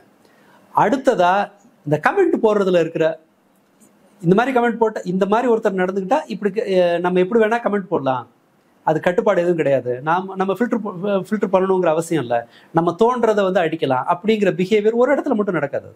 இப்போ நாம வந்து கெட்ட வார்த்தை பேசுறவங்க, ஒருத்தர் கெட்ட வார்த்தை பேசுறாரு அப்படின்னு அதுக்கு ரெடி ஆயிட்டா சில இடங்களை தவிர மற்ற எல்லா இடத்துலையும் ரொம்ப இயல்பா அது வர ஆரம்பிச்சிடும். அதுக்கு ஒரு ஃபில்டர்லாம் போட முடியாது. ஸோ இப்படி ஒவ்வொரு இடத்துலையும் அந்த ஸ்டாண்டர்டை வந்து குறைச்சிக்கிட்டே போகும். அடுத்ததா இந்த ஃபேமிலி சும்மா சாதாரணமா ஒரு யூடியூப்பை வந்து பாவிக்கிறவங்க இருக்காங்களே, இதுல நாம ஃபேமஸ் ஆயிடலாம் அப்படின்னு நினைச்சிட்டு வர்றோம். வேற சில ஸ்கில்ஸை அவங்க அந்த இடத்துல காட்டுறாங்க, அது சமையலோ அல்லது வேற ஏதோ ஒன்று காட்டுறாங்க, அதுக்கு ஒரு மார்க்கெட் வரல அப்படிங்கும்போது ஒரு கியூரியாசிட்டியில் என்ன ஆகும், இந்த மாதிரி பேசுறவங்களுக்கு ஒரு பெரிய மார்க்கெட் இருக்கு, அவங்க ஃபேமஸ் ஆக முடியும், அவங்க நிறைய சம்பாதிக்க முடியும், அவங்க கார் வாங்குறாங்க அப்படிங்கும்போது முடிவெடுக்க முடியாமல் இருக்கிறவங்க இருக்காங்கல்ல, அதை ஒரு ஆப்ஷனா அவங்க சூஸ் பண்ணுவாங்க. நம்ம இவ்வளவு பண்ணிட்டு இருக்கோம், இதுல ஒன்றும் நடக்க மாட்டேங்குது. ஆனா கன்சிஸ்டன்டா லாங் டேர்ம்ல இருக்கிறதுன்றது ஒரு டேலண்ட் காரணம் தான் எக்ஸிஸ்ட் ஆக முடியும். எதை சொல்றீங்க? குக்கிங்கே பண்றாங்கன்னு வச்சுக்கலாம், குக்கிங் பண்றாங்க, அவங்களுக்கு பெரிய ஒரு பார்வையாளர்கள் இல்லை, பட் இந்த மாதிரி கோமாளித்தனம் பண்றவங்களுக்கு அதெல்லாம் இருக்கு அப்படின்னு பட்சத்துல, பட் இவங்களால அதை லாங் டேர்ம்ல கொண்டு போக முடியாது. கோமாளித்தனம் பண்றவங்களால ஒரு டேலண்டா காமிக்கிறவங்க தான் கன்சிஸ்டன்டா அதை எடுத்துட்டு போயிட்டு இருக்க முடியும். இவங்க அதனாலதான் அடுத்தடுத்து மாத்துறாங்க. இப்ப இந்த குடும்பங்கள் தான் குடும்பத்துல ஸ்ட்ராட்டஜியை மாத்திடுறாங்க. அப்ப என்ன பண்றாங்கன்னா, இதே மாதிரி குடும்ப வீடியோ போடுறவங்கள சேர்த்துக்கிறாங்க, அவங்க கூட சேர்ந்து புது கண்டென்ட் ட்ரை பண்றாங்க. இதுல அறிவு இருக்கிற பல பேருக்கு தெரியும், இதுல ரொம்ப நாள் ஓட்ட முடியாதுங்கிறது தெரியும், இது ரொம்ப நாள் தாங்காது அப்படிங்கிறது ஓரளவு அறிவு இருக்கிறவங்களுக்கு தெரியும். மற்றவர்கள் என்ன செய்வாங்கன்னா, அவங்களுக்கு வேற வழியே கிடையாது, அந்த பாரை ரைஸ் பண்ணிட்டே போவாங்க. அதனாலதான் புருஷன் முன்னாடியா வீடியோ போட்டவங்க மாமனார் மாமியார் அவங்கள வந்து இன்க்ளூட் பண்ணுவாங்க. ஏன்னா புருஷன் முன்னாடி வீடியோக்கு பெரிய எவ்வளவு நாள் ஆகும். இப்போ மாமனார் மாமியாருக்கு அடுத்த இதுக்கு போவாங்க. அண்ட் ஏதாவது ஒரு டபுள் மீனிங், அது விஜய் டிவில கூட நடந்தது. நீங்க இந்த காமெடி ஷோல எல்லாம் வந்து ஆளை உருவ கேலி பண்றது, அண்ட் டபுள் மீனிங் பேசுறது, இது எல்லாத்தையும் ஏன்னா அதை கொண்டு வந்தீங்கன்னா அதுக்கு மேலே சிரிக்கிறதுக்கு ஒன்றும் இல்லைல்ல. முதல்ல அப்படியே நம்மளை அறியாமல் என்ன செய்வோம்னு சொன்னால், அந்த ட்ரக் அடிக்ஷன் மாதிரி முதல்ல ஒரு கட்டத்துக்கு மேலே நீங்கள் அந்த டோஸை ஏற்றிக்கிட்டே போகணும். இதை வந்து நார்மல்னு நினைச்சுக்கிறது தான் பெரிய டேமேஜ் குழந்தைங்க. சரி, இப்போ நீங்கள் சொல்கிறதுலேருந்து நான் ஒன்று கேட்குறேன். அண்ட் இதை நான் நோட்டீஸும் பண்ணியிருக்கேன். நீங்கள் சொன்னதில் நான் ப்ராக்டிக்கலாக அப்ளை பண்ணி பார்த்ததில் எனக்கு புரிஞ்சதுன்றது, சோஷியல் மீடியா வந்து டிமாண்ட் பண்ணிகிட்டே வந்துட்டு இருக்கும். நீ வந்து பாரை ரைஸ் பண்ணிகிட்டே போகணும். நீ இப்போ இது பண்ணுறனா அவங்களுக்கு போர் அடிச்சிடும், அடுத்து நீ ஒன்று பண்ணணும், அடுத்து நீ ஒன்று பண்ணணும், அடுத்து நீ ஒன்று பண்ணணுன்றத சொல்லியிருந்தீங்க. அண்ட் இப்போ நீங்கள் சொன்னதுலேருந்தும் அந்த கேள்வி இருக்குது. என்ன அப்படின்னா, சதீஷ் தீபான்னு ஒரு கப்பல் இருக்காங்க. அவங்க வந்து ஒரு கப்பல், ஒரு மேரீடு, அவங்களுக்கு குழந்தைலாம் இருக்கு. அவங்க வந்து அவங்கள்ட்ட வந்து அந்த இதை பார்க்கலாம், அந்த அவங்களோட வளர்ச்சியை வந்து பார்க்கலாம். அவங்க வந்து 2 கப்பலாக வீடியோ போட ஆரம்பிச்சாங்க. அவங்களுக்கு 2 பொண்ணுங்க இருப்பாங்க. அதுக்கப்புறம் அவங்கள கொண்டு வந்துட்டாங்க. அப்புறம் அவங்களோட அப்பா அம்மா, அந்த பையனோட அப்பா அம்மா அவங்க வந்துட்டாங்க. அதுக்கப்புறம் அவரோட அண்ணன் ஒய்ஃப் ஃபேமிலி வந்துருச்சு. இப்போ வந்து அது அப்படியே பெருசாகிட்டே போயிட்டு இருக்கு. அதுக்கப்புறம் அவங்க இன்னொரு ஃப்ரெண்ட்ஸ் இருக்கா. இப்போ அவங்க எப்படி ஆரம்பிச்சாங்கன்னா, அவங்க 2 பேர் சும்மா ஜோக்கா ரீல் பண்ண ஆரம்பிச்சு இப்போ அவங்க அப்பா அம்மா எல்லாருமே வந்துட்டாங்க. அந்த மொத்த ஃபேமிலியில இருக்கு எல்லாம் பக்கத்துல அவங்க ஃப்ரெண்ட்ஸ் எல்லாரும் இன்னைக்கு வந்து அந்த சேனல்ல வீடியோ போடுறது பார்க்க முடியும். ஐ திங்க் அவர் படத்துல நடிக்க போறாருன்னு நினைக்கிறேன். படத்துல கமிட் ஆயிட்டாரு. நீ சொல்லும் போது அதான் எனக்கு ஞாபகம். அந்த பார் வந்து ரைஸ் ஆயிட்டே போவோம். இந்த குடும்பத்தை சேர்க்கறதுங்கிறதுலயும் ஒரு சில ரிஸ்க் இருக்கும்.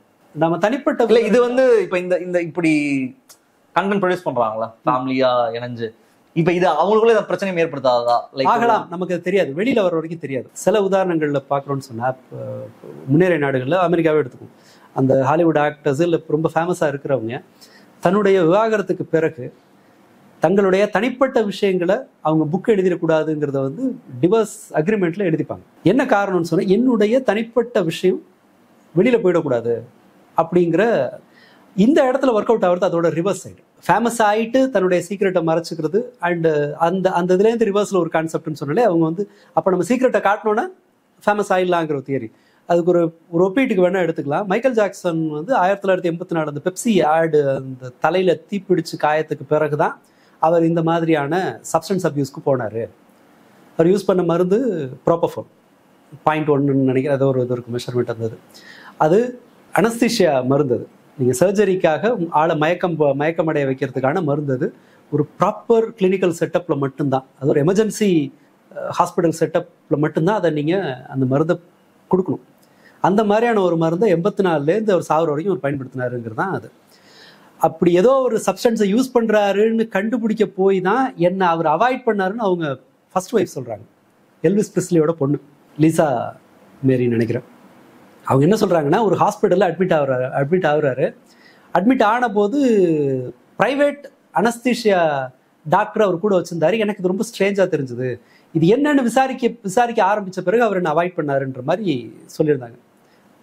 அது உண்மையாக தான் சொன்னாங்களா அப்படிங்கிறது நமக்கு தெரியாது. பட் எனிவே சொல்கிறேன். விஷயம் இதில் இப்போ தெரிஞ்சுக்க வேண்டியது என்னன்னு சொன்னால், தன்னுடைய மனைவிக்கு கூட தன்னுடைய சில தனிப்பட்ட விஷயங்கள் தெரியக்கூடாது அப்படின்னு மறைச்சு வச்சுட்டு, அந்த அளவு கான்சியஸாக ஒரு தரப்பு இருக்காங்கல்ல. அவர் எப்போ அவர் செத்த பிறகு தான் அவர் இந்த மாதிரியான மருந்து யூஸ் பண்ணுறாருன்னே தெரிஞ்சுது. ஸோ அவங்க ரொம்ப சீக்ரெட்டை அந்த மாதிரி மறைச்சு மெயின்டைன் பண்ணும்போது அது தெரிஞ்சுக்கிற ஆர்வம் வருது. இந்த பேப்பரசி எல்லாம் அங்கேருந்து தான் வருது, அவங்க என்ன தான் பண்ணுறாங்கன்னு சொல்லிட்டு.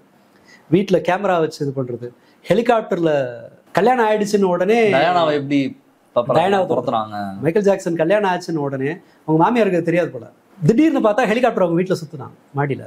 ஏதாவது விஷயம் தெரியுதா, ஏதாவது கண்டுபிடிக்கலாமா அப்படின்னு பார்க்கறதுக்காக.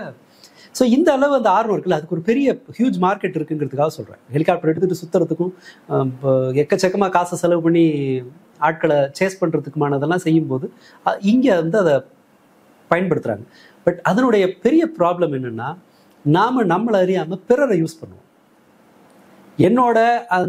என்னுடைய ஒரு தனிப்பட்ட விஷயங்கிறது நான் மட்டுமே சம்மந்தப்பட்டது இல்லையா, அது அதோட வேற ஒரு பர்சன் இன்வால்வ்டா இருப்பாங்க. ஆமா, இந்த மாதிரி கண்டென்ட் போடுறவங்க என்ன பண்ணுவாங்கன்னா, தங்களுடைய நண்பர்களை இழுத்து விடுவாங்க. அவங்களுக்கு தெரியும், இவங்களுக்கு தெரியும் அப்படின்னு சொல்லி அவங்களும் வந்து இவங்க ஃபேமஸா இருக்காங்க, கண்டென்ட் பண்ணணும்னு கூப்பிடும் பொழுது இன் ஜெனரல் வந்து இப்போ எப்படி நடக்குதுன்னா, இப்போ இன்ஃப்ளூயன்சர்ஸ் எல்லாமே கொலாப் பண்ணுவாங்க. ஆமா, இப்போ ஒருத்தனுக்கு வந்து 10,000 ஃபாலோவர்ஸ் இருக்காங்க, இன்னொருத்தனுக்கு 5,000 ஃபாலோவர்ஸ் இருக்காங்கன்னா 2 பேர் சேர்ந்து கொலாப் பண்ணாங்கன்னா இவனுக்கும் ஃபாலோவர்ஸ் ஜாஸ்தியாகும், இவங்களுக்கும் ஃபாலோவர்ஸ் ஜாஸ்தியாகும்.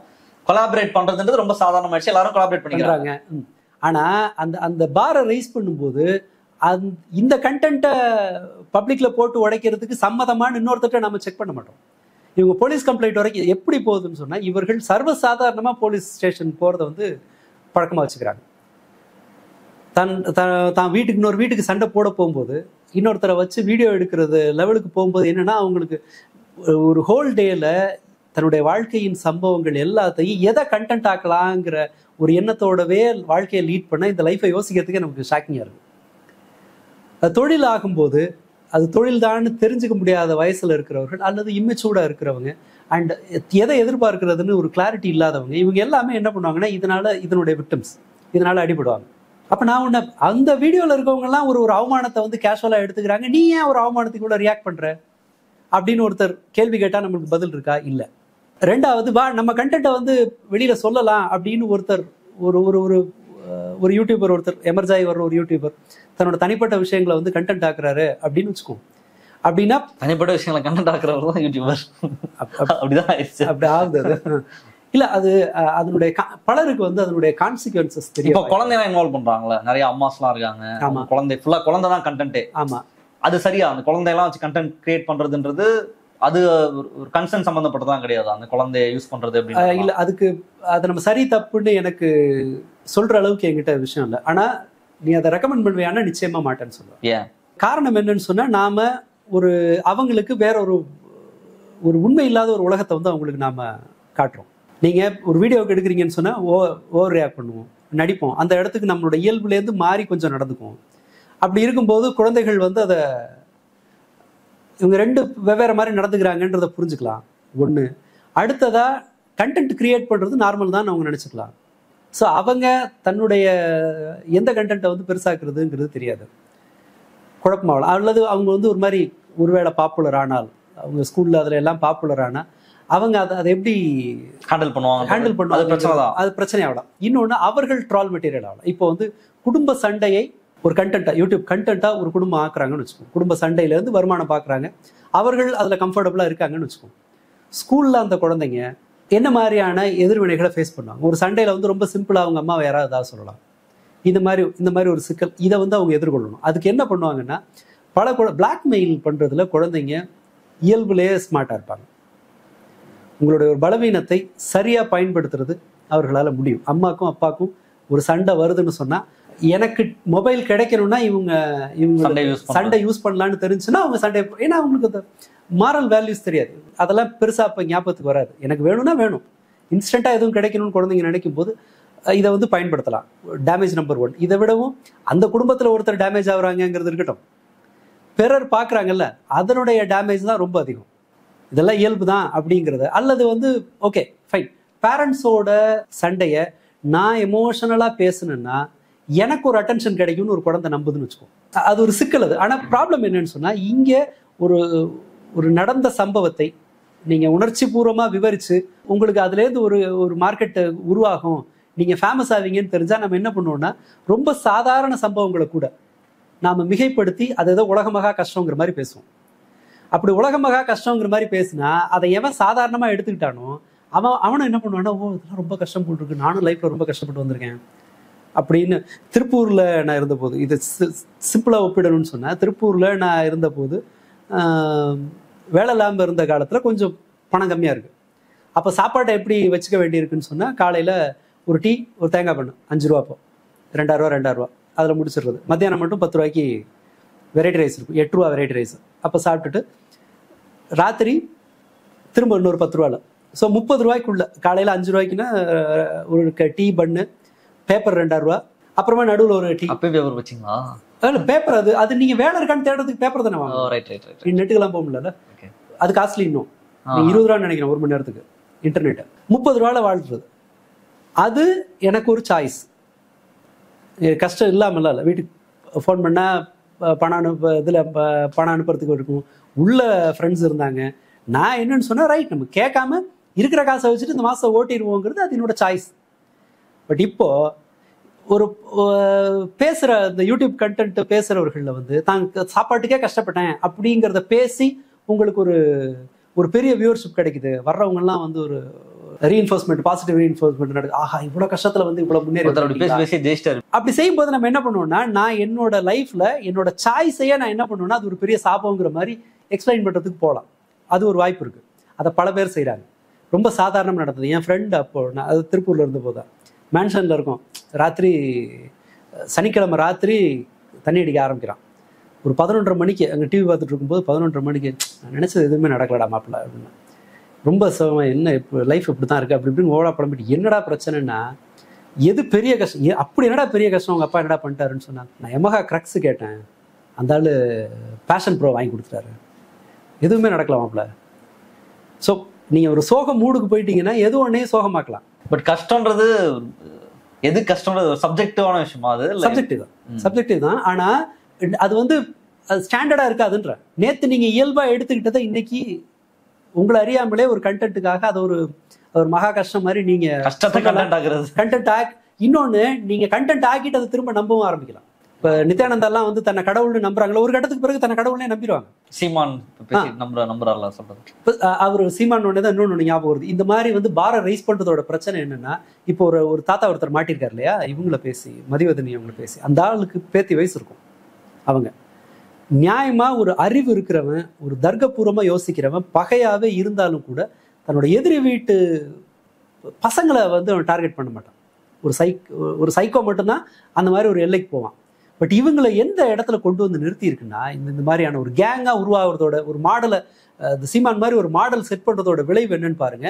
ஒரு வயசான ஒருத்தர், ஒரு சின்ன பொண்ணு, இத்தனைக்கும் மெச்சூர்டாக ஹேண்டில் பண்ணுற ஒரு பொண்ணு. நீங்கள் கம்பேர் பண்ணி பார்த்தீங்கன்னா பேசுகிறவர்களில் நமக்கு ஒரு பெரிய வயசானவனா யாரையும் பிலோ தி பெல்ட் அவங்க பேச மாட்டாங்க, டேட்டா நிதானம் இழக்க மாட்டாங்க. இன்ஃபேக்ட் பார்த்தீங்கன்னு சொன்னால் ஒரு ஆப்போசிட்ல இருக்கிறவங்களுக்கு கூட அவங்க மோசமாக டார்கெட் பண்ண தோணாது. பிஜேபிக்காரன் பயப்படுவான் இந்த மாதிரி அவங்கள வந்து தனிப்பட்ட டார்கெட் பண்ணுறதுல. பட் இந்த ஒரு ஆள் வந்து கேமரா இருக்கு, நம்ம இந்த மாதிரி கண்டென்ட் பேசினா மாட்டிக்குவோன்னு அறிவு இல்லாதவன்லாம் இல்லை. பட் இந்த எல்லாரும் அந்த பாரை ரைஸ் பண்ணி போய் அந்த அட்டென்ஷன் சீக்கிங்ல ட்ரெண்டிங் ஆகிறதுல இருக்கிற வெறி என்ன செய்யுதுன்னு சொன்னால், நம்முடைய அந்த சேஃப்டி மெக்கானிசத்தை சுவிச் ஆஃப் பண்ணுது. இப்போ பேசினா நான் வைரல் ஆகிடுவேன் அப்படின்னு தெரிஞ்சா அதனுடைய பின்விளைவுகளை பற்றி யோசிக்காம இறங்கி அடிக்கிற ஒரு மனோபாவத்தை உருவாகுது. அதுக்கான ரொம்ப இந்த காலத்துக்கு பொருந்தி போகிற ரொம்ப பர்ஃபெக்டான எக்ஸாம்பிள் அது. இது ஒருத்தரோட இல்லை, பலர் இந்த ட்ரால் பண்ணுற பலர் என்ன பண்ணுறாங்கன்னு சொன்னால், தன்னோட நம்ம லெவலை தாண்டி போகிறோங்கிறதே தெரியாமல் இறங்கி போகிறதுக்கு இதெல்லாம் வந்து ஒரு பாதையை திறக்கிற மாதிரி இருக்குது. இவங்க எல்லாருமே சேர்ந்து என்ன செய்கிறாங்கன்னு சொன்னால், யோசிக்காத தாண்டி போயிடு அப்படிங்கிறது தான். ஒரு அடிக்ட் வந்து திருடுறதை பற்றி கவலைப்பட மாட்டாங்க, எனக்கு அந்த போதை வேணும். ஸோ வீட்டில் காசு கேட்கறத பற்றி கவலைப்பட மாட்டாங்க, எல்லாத்தையும் காசு கேட்பாங்க. பிச்சை எடுக்கணுமா, திருடணுமா, அதெல்லாம் எனக்கு பிரச்சனை இல்லை, எனக்கு இது வேணும் அப்படிங்கிறத. இந்த போதை எங்கே வருதுன்னு சொன்னால் வேலிடேஷன்லையும் அந்த வியூஸ் கிடைக்கிறதுல. இது எல்லாமே வந்து ஒரு போதை மாதிரி ஆகி என்ன பண்ணுறாங்கன்னா, எதை கண்டென்ட் ஆக்குறதுன்னு தெரியாமல் போகிறாங்க. அது வெறுமனே குடும்ப யூடியூபர்ஸ்ட்டை மட்டும் நடக்கல, இந்த ஸ்டாண்டர்ட் மாறுறது பொலிட்டிக்கலாக இருக்கிறவங்கள்ட்ட நடக்குது. அழுகையை வந்து காசாக்குறதுங்கிறதுல நீங்கள் மல்லை சத்யா எல்லா சேனல்லையும் ஒரு அழுகை உங்களுக்கு ஒரு முறை வரலாம், 7 சேனலில் வர்றதுங்கிறது வந்து அன்யூஷுவல். பட் என்ன செய்யுதுன்னு சொன்னால், இந்த இடம் அதை டிமாண்ட் பண்ணுது, அழுவு அப்படிங்கிறத டிமாண்ட் பண்ணுது. எங்கே ஆரம்பிக்குதுன்னு பார்த்தோம்னா, மிகையாய் பண்ணுறதுக்கு கிடைக்கிற மார்க்கெட், அந்த ஒரு எக்ஸ்க்ளூசிவ் கண்டென்ட்டுக்கு இருக்கிற ஒரு மார்க்கெட், அண்ட் ஒரு ப்ரைவசி, தனிப்பட்ட விவரங்களை வெளியில் வந்து கொண்டு வரும்போது தனிப்பட்ட விவரங்களை அதுக்கு வந்து ஒரு பெரிய டிமாண்ட் இருக்குது. அப்படிங்கும்போது இது எல்லாமே சேர்ந்து சிலரை அந்த கோடு தாண்ட வைக்குது. அதன் பிறகு அது நார்மல் ஆகுது. இந்த ஃப்ளோ பார்த்தோம்னா தெரியும், இப்படியே தான் அது போயிட்டுருக்கு. மற்ற ஒரு காலத்தில் சிலருக்கு நடக்கலாம், கிம் கர்தாஷியனுக்கோ இவங்களுக்கோ பாரிஸ் ஹில்டன் இந்த பிரபலத்தின் பிறகு அவங்க வந்து அதை தூக்கி போட்டு அடுத்ததுக்கு போயிட்டாங்க. இவங்களுக்குலாம் வாய்ப்புலாம் இருக்கா? இவங்களுக்கு இல்லையே, அவங்களுக்கு அந்த அளவுக்கு போறதுக்கு வழி இல்லையா, அந்த அவங்க அளவுக்கு பெரிய இன்கம் வந்து மற்ற இப்போ பண்றதுல இன்கம் வர்றது ஒரு முக்கியமான காரணம். அவங்களுக்கு இதோட இல்லையா ஒரு ரெவன்யூ வர்றதுன்றது ஒரு முக்கியமான காரணமாக இருக்கு. அதை வச்சுதான் அவங்க தொடர்ச்சியா கண்டென்ட் ப்ரொடியூஸ் பண்ணிட்டே இருக்காங்க. அப்போ இது அவங்க ஸ்டாப் பண்றதுக்கான ஸ்பேஸே கிடையாது, அடுத்த கட்டத்துக்கு போறதுக்கான ஸ்பேஸும் கிடையாது. இப்போ என்ன கிறுக்குத்தனமா அடுத்த ட்ரை பண்ணுவாங்க. ஒன்று தீரும் போது அண்ட் இது முடியும் போது அவர்கள் என்ன செய்வார்கள்ங்கிறதான் பிரச்சனை. அது ஒன்று இருக்கு. சந்தை இல்லை அவங்களுக்கு வந்து இந்த இடத்துல அவங்களுக்கு மரியாதை இல்லை அப்படின்னு சொன்னா, ஜிபி முத்து ரைட் சம்ஹோ அவர் ஏதோ தப்பிச்சு வந்துட்டாரு, சினிமாலாம் நடிக்கிறாரு போல இருக்கு. இல்ல அதுவும் எல்லாமே முடிஞ்சுதா அந்த டைம். அதன் பிறகு அவங்க என்ன பண்ணணும், திரும்ப தாத்தா ஒருத்தர் இருந்தாரு தெரியுமா, சினிமா பத்தி பேசுவாரு. அந்த தாத்தா திடீர்னு சினிமா பத்தி பேசி ரொம்ப அவர் பயங்கரமா எடுத்துட்டு இருந்தாங்க. அப்புறம் அவ்வளவுதான், அவரு கொஞ்ச நாள் அது சிம்பிளா வந்து உங்களை தூக்கி எரிஞ்சிட்டு போயிடும், டிஷ்யூ பேப்பர் மாதிரி. இந்த சமூக ஊடகம் வந்து இறக்கப்படுறதுக்கு அதுக்கு வந்து நேரமும் கிடையாது, அதுக்கு அது விருப்பமும் கிடையாது. டிஷ்யூ பேப்பர் வந்து நல்ல இடத்துல இருக்கும், ஒன்ஸ் கையத்தோட சொன்ன தூக்கி குப்பையில் எரிஞ்சிடுற மாதிரி இங்கேயும் நாம் வந்து டிஷ்யூ பேப்பர் மாதிரி ஆகிறதுக்கான ஒரு வாய்ப்பு உண்டு. அந்த ரிஸ்க்கை பல பேர் உணர்றதே இல்லை. அண்ட் அந்த ரிஸ்கை பற்றி கவலைப்படுற இன்னுமே அந்த த்ரெஷ்ஹோல்டே போயிடுச்சுன்னு நான் நினைக்கிறேன் பொதுவாகவே எல்லாருக்கிட்டையும். அது கொஞ்சம் கொஞ்சமாக இந்த வந்து மைக்ரோ லெவலில் எல்லாரிடமும் ஒரு இம்பேக்ட் அது வந்து உருவாக்குது. அது அதீத எதிர்பார்ப்பாக இருக்கலாம். அவங்க எல்லாரும் லைஃப் அப்படி என்ஜாய் பண்ணுறாங்கல்ல ஒரு இன்ஃப்ளூயன்சரை பார்த்து, நாமளும் ஏன் அப்படி என்ஜாய் பண்ணுறது இல்லை அப்படின்னு ஒருத்தர் எதிர்பார்ப்பை அது உருவாக்குது பரவலாக. சோஷியல் மீடியாவில் வர்றத எவ்வளோ தூரம் நம்பலாம்? ஏன் அப்படின்னா இப்போ அந்த ஜெய்சன் மோனிகான்னு சொன்னாங்க, இந்த கப்பல் வந்து நான் இப்போ தான் பார்த்தேன். அவங்க ஆக்சுவலாக பார்த்தா ஒரு பெரிய ஃபேமஸ் கப்பல் தான் போல. அவங்க முன்னாடிலேருந்து அவங்க ஒரு ரொம்ப சின்ன வயசுலேருந்து லவ் பண்ணி கல்யாணம் பண்ணி ஒரு மாடல் இவங்கள மாதிரி தான் இருக்கணும். நம்ம ஆல்ரெடி விஷ்ணு அஷ்மிதாலாம் பார்த்தோம் அவங்க எப்படி ரிலேஷன்ஷிப்பில் இருந்தாங்கன்றதெல்லாம். பட் என்ன விஷயம்னா கொடூரமான அபியூஸ் நடந்திருக்கு. அடிச்சு ரத்தம் வர அளவுக்கு அவரு கன்சிவா இருக்கும்போது அவர் அடிச்சிருக்காரு, விஷ்ணு அடிச்சிருக்காரு. அந்த வீடியோலாம் அவங்க அடுத்த ரிலீஸ் பண்ணாங்க. இவரும் போட்டு கொடூரமா அடிச்சு அந்த போட்டோலாம் ரிலீஸ் ஆச்சு. பட் வெளியே மக்கள் பார்த்துருந்தாலும் இவங்க சேர்ந்து டான்ஸ் ஆடி வீடியோ போடுறது, ஒன் ஆஃப் அ கப்பல், இவங்கள மாதிரி ஒரு வாழ்க்கை, இவங்க தான் வந்து ரோல் மாடல், இவங்கள மாதிரி இருக்கணும், உங்களை பார்த்தாலே பொறாமையா இருக்குன்னா மக்கள் பார்த்துட்டு இருக்காங்க. அப்ப எவ்வளவு தூரம் நம்பலாம் சோஷியல் மீடியாவை? இதுல எது உண்மை, எது பொய், எது அந்த லைனு? கவனமா இருக்கணும். முதல்ல எடுத்த உடனே எதையும் நம்பிட வேணாங்கிறதா என்னோட ரிக்வெஸ்ட். ஏன்னா இந்த இடத்துல எடிட்டிங் சாத்தியம். ஒரு கேமராவை இந்த பக்கம் வச்சிங்கன்னா உங்களுக்கு கிடைக்கிற இன்புட் வேறு, அந்த பக்கம் வச்சிங்கன்னா உங்களுக்கு கிடைக்கிற இன்புட் வேறு. ஸோ இந்த இடத்துல தனிப்பட்ட விஷயங்கள்ல இதில் அல்லது வந்து ரெக்கமெண்டேஷன் எதுவாக அவங்க இன்ஸ்பிரேஷனாக எடுத்துக்கலாமான்றது தேவையில்லைன்னு தான் சொல்லுவேன். அதாவது இந்த மாதிரி ஒரு சம்பாத்தியம் வச்சுக்கலாங்கிற மாதிரி இன்ஸ்பிரேஷன் எடுத்துக்கூடாது. இவங்க என்ன இவ்வளோ அந்யோன்யமான கப்பலாக இருக்காங்களே அப்படின்னு நாம் அவங்கள இதாக எடுத்துக்க முடியாது. இன்னைக்கு சண்டை போட்டு நாளைக்கு சேர்ந்துக்கிறாங்களே அப்படிங்கிறதையும் நாம் இன்ஸ்பிரேஷனை எடுத்துக்கூடாது. அண்ட் தனிப்பட்ட விஷயங்களை பகிர்வது அப்படிங்கிறது நார்மல். அதை பகிர்றது வந்து அது ஒரு நல்ல பழக்கம். அவங்க டிரான்ஸ்பரண்ட்டாக இருக்காங்க, அந்த மாதிரி நாம் அதை ஒரு முன்னுதாரணமாக எடுத்துக்கக்கூடாது. இது எல்லாமே வருமானத்திற்காக செய்கிறது. யதார்த்தம் இதற்கு முற்றிலும் மாறானதாக இருக்கலாம். ஏதோ ஒரு போலீஸ் கேஸ் ஆன போது இவங்க இந்த சிக்கா இந்த சூர்யா இருக்காங்களே, அவங்க வந்து ஒரு சைல்டு அபியூஸ் இஷ்யூவை வந்து பேசுனதுனால அதை அப்போ கொஞ்சம் அதை பார்க்குற மாதிரி ஆச்சு.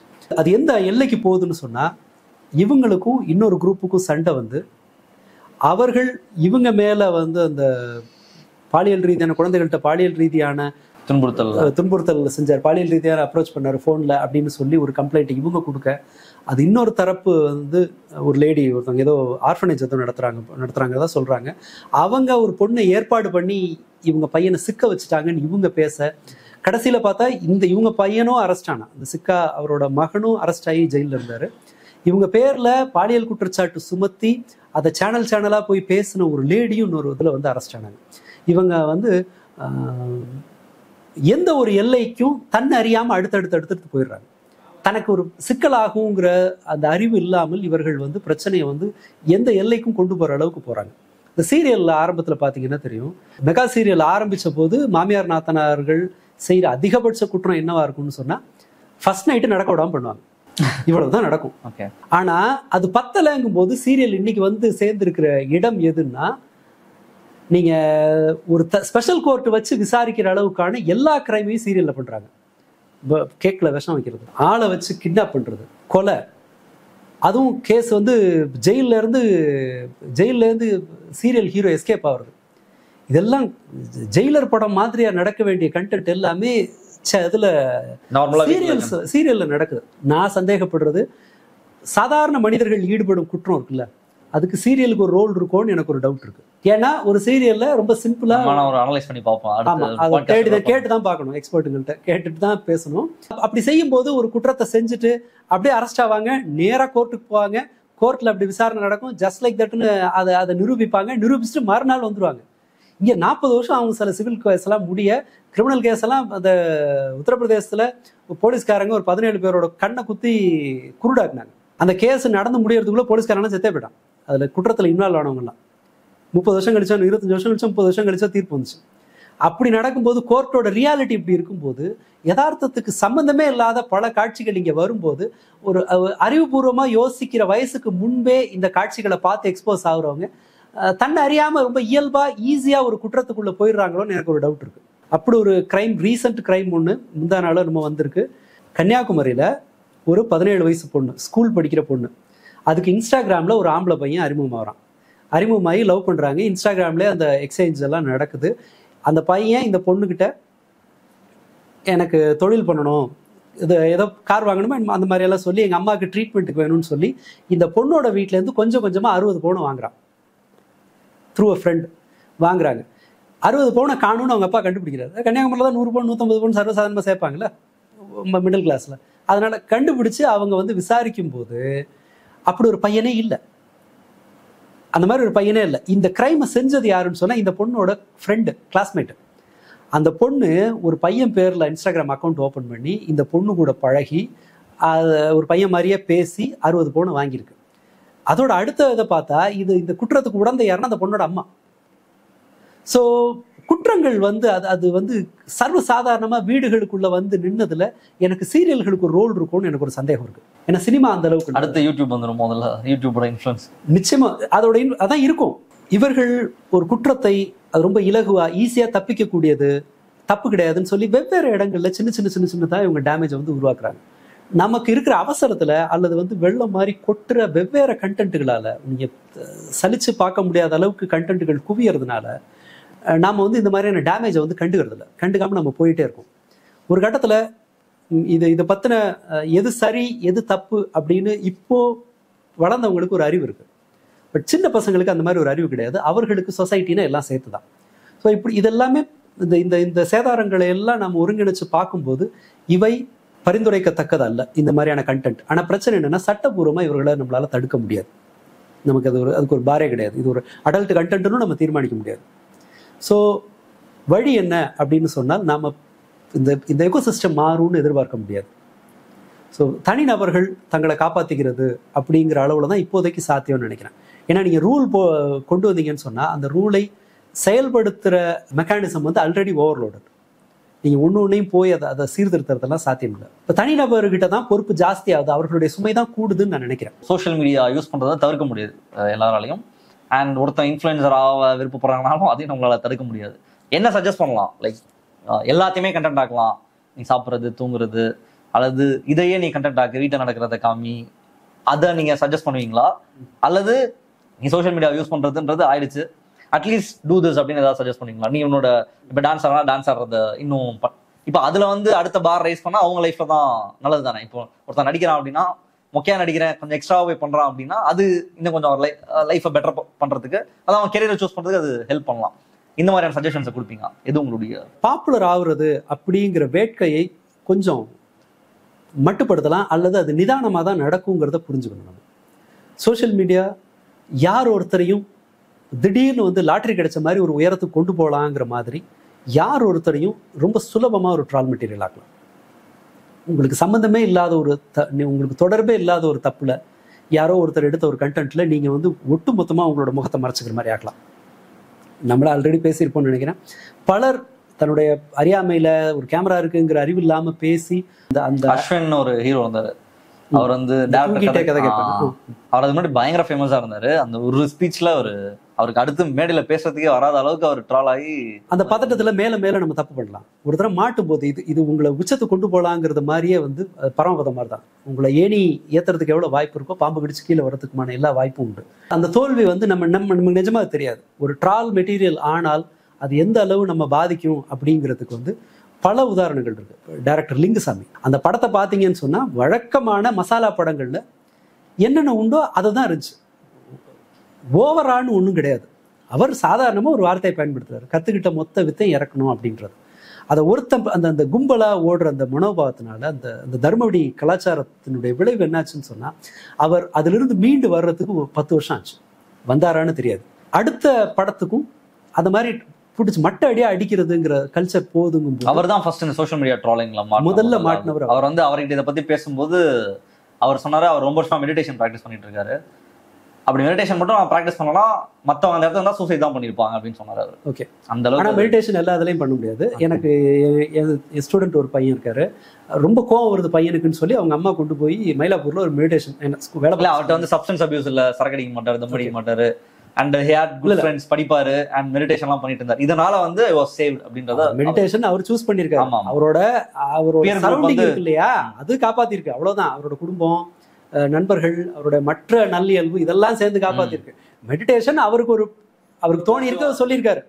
கொஞ்சம் நாவல்ட்டியா இருக்கட்டும், புதுசா சொல்லுவோன்றதுக்காக சொல்லியிருப்பாருன்னு நினைக்கிறேன்.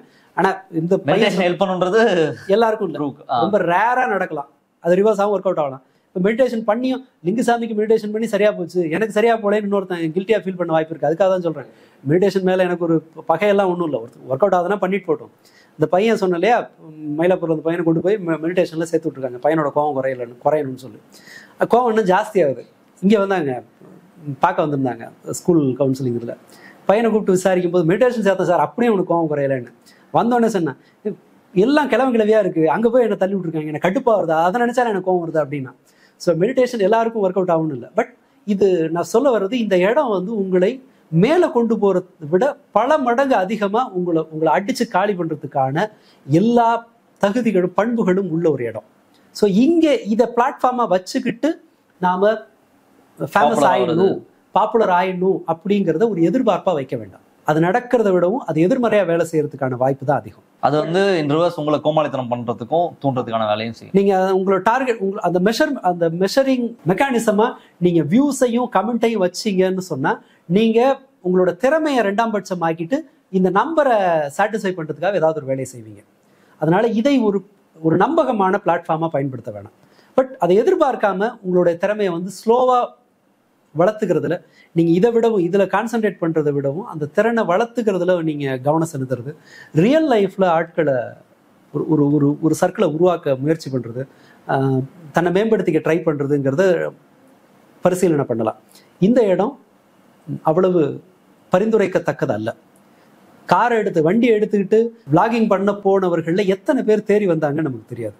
அதனால அது ஒரு எதிர்பார்ப்பா வச்சுட்டா அந்த ஏமாற்றம் இன்னும் உங்களை கீழே தள்ளி விடுறதுக்கான வாய்ப்பு உண்டு. இதை ஒரு நம்பகமான இடமா எதிர்பார்க்க வேண்டாம். மக்கள் இவ்வளவு இன்வெஸ்டடா இருக்குது, ஒரு பக்கம் அந்த யூடியூப் புஷ் பண்ணது அல்காரிதம் மேல செய்யுதுன்னு வச்சுக்கலாம்.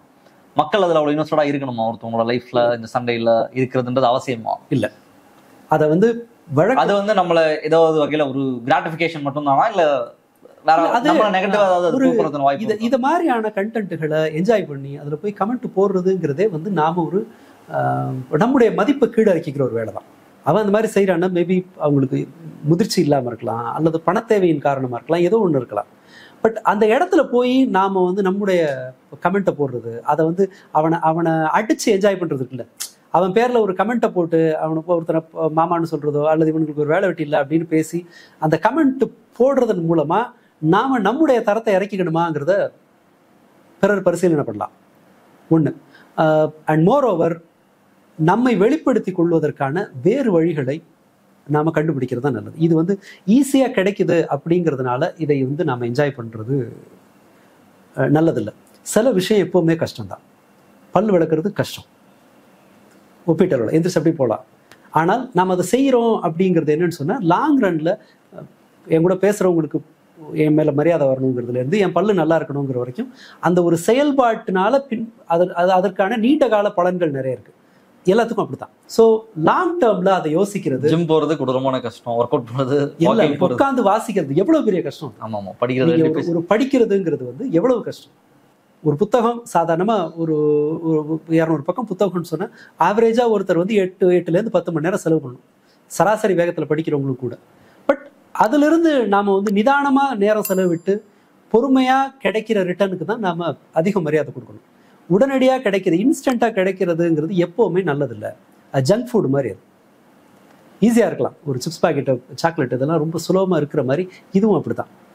ஒரு ட்ரக் அடிக்ஷனுக்கு பேர்ல எப்படி ஒரு அருவருப்பான உணர்வு, அது வேண்டாங்கிற உணர்வு இருக்கோ, கிட்டத்தட்ட இந்த மாதிரி சோஷியல் மீடியாவில் போய் ஒருத்தரை ட்ரால் பண்ணுறதும் அதை டெய்லி என்ஜாய் பண்ணுறது, இது வந்து என்ன கேட்டால் இது ஒரு நார்மல் இல்லை, நம்முடைய மோசமான ஒரு பிஹேவியர், சைக்காட்டிக் பிஹேவியர் தான். இல்லை, அதான் அந்த வாயுரிசம் சொன்ன இல்லையா, அடுத்தவனோட பெட்ரூம் எட்டி பார்க்குற ஒரு பண்பு இருக்கு இல்லையா, அதை வந்து எல்லாரும் பண்ணுறாங்கிறதுனால அது சரின்னு ஆகிடாது. ஸோ இது நாம் செய்கிறது ஒரு வாயுரிசம் மானது, அது ஒரு டாக்ஸிக் பிஹேவியர், ஒரு நபரினுடைய ஒரு அருவருப்பான ஒரு நடத்தை. நாம அதிலிருந்து ஒரு ஸ்டெப் பின்னாடி வரணும். இதை நான் பொதுவான மனிதர்கள் அதை குறைக்கும் போது இவர்களுக்கான ஒரு சந்தை வந்து ஆட்டோமேட்டிக்காக குறையும். அதன் வழியாக அவங்கள வந்து திருத்த முடியும். ஒன்று, இவங்களோடுக்கான ஸ்பேஸ் குறையும் போது, இந்த மார்க்கெட்டை நாம் உடைக்கும் போது நம்ம குழந்தைகளுக்கு வந்து இது நார்மல் அப்படிங்கிறதுலேருந்து அவங்கள வந்து காப்பாற்ற முடியும். ஒரு பொது விவாதம் வரும். சாதாரணமாக எந்த இடத்துல நம்ம மிஸ் பண்ணுறோன்னு சொன்னால், மோசமானது எல்லாருக்கும் கிடைச்சிருது, இது மோசமானது அப்படின்னு சொல்லி தரத்துக்கு இப்போ ஆள் இல்லை. ஆப்வியஸ்லி நேரமே கிடையாது. ஸோ ஜென்ரலாக உரையாடுவதற்கான வாய்ப்பு இருக்கிற இடங்கள்ல அதற்கான டைமை நாம் உருவாக்கணும்.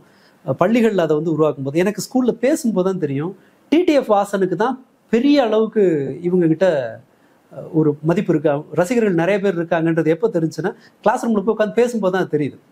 ஸோ இந்த மாதிரி நீங்கள் அப்படி தெரிஞ்சுன்னா தான் டிடிஎஃப் வாசனை வந்து ரசிக்கிறதுல இருக்க பிரச்சனை என்னென்ன, நீங்கள் அவரை காப்பி பண்ணுறதில்ல, ரசிக்கிறதுன்னு இல்லை, அவருக்கு வந்து ஒரு ஃபாலோவராக இருக்கிறதுனால இந்தந்த பிரச்சனைக்கெல்லாம் நீங்கள் ஆளாகலாம், உங்களுக்கு வேறு ஆல்டர்னேட் இருக்குங்கிறத பேசுகிறதே நீங்கள் அந்த கான்வர்சேஷன் வச்சுக்கிட்டா தான் ஆகும். பட் அன்ஃபார்ச்சுனேட்லி இப்போ அந்த உரையாடலுக்கான நேரம் ரொம்ப குறைவாக இருக்குது. நீங்கள் ஒரு 7வது 8வது படிக்கிற குழந்தைக்கு எடுத்துட்டிங்கன்னா கூட அவங்க ஸ்கூல் டைம், பெற்றோர்களோட வேலை, அவங்க டியூஷன் இது எல்லாத்தையும் கணக்கு போட்டு பார்த்தீங்கன்னா 1 hour கூட மிஞ்சாது, இதை செய்யறதுக்கான 1 மணி நேரம் கூட மிஞ்சாது. இதை கொஞ்சம் ஃபோர்ஸ்ஃபுல்லாக செய்ய வேண்டிய கட்டாயத்தில் இருக்கும்னு நான் நினைக்கிறேன். ரொம்ப விரிவாக பேசியிருக்கோம் தோழர். மக்கள் பார்த்துட்டு என்ன சொல்லலாம்னு பார்ப்போம். இந்த நிகழ்ச்சியில் கலந்து உங்களுக்கு கருத்தில் நன்றி. நிறைய விஷயங்களை பேசியிருக்கோம். அண்ட் ரொம்ப சம்மப் பண்ணி சொல்லணும் அப்படின்னா, நல்ல கண்டென்ட்ஸ்க்கு ஆதரவு கொடுத்தீங்க அப்படின்னா நல்ல கண்டென்ட்ஸ் உங்களை வந்து சேரும். சயின்ஸ் சம்பந்தமாக இன்னும் உங்களுக்கு பிடிச்சிருக்கக்கூடிய எல்லா டாபிக் சம்பந்தமாகவும் விரிவாக யூடியூப்ல கண்டென்ட்ஸ்லாம் இருக்கும். பட் நம்ம தொடர்ச்சியாக இப்படி ஒரு ஃபேமிலி சண்டை அடிக்கிறது அதெல்லாம் பார்த்துட்டு இருந்தோம் அப்படின்னா எந்த வகையிலும் உங்களுக்கும் அது யூஸாக இருக்காது. அண்ட் நல்ல கண்டென்ட்டை ப்ரொடியூஸ் பண்ணுறவங்களுக்கும் அது மிகப்பெரிய ஒரு செட்பேக்காக தான் அமையும். ஸோ பார்த்து நல்ல விஷயங்களை பண்ணுங்கள். வேறு என்னென்ன டாப்பிக்கில் பாட்காஸ்ட் செய்யலாம் அப்படின்றதையும் கமெண்ட்டில் சொல்லுங்கள். நன்றி, வணக்கம்.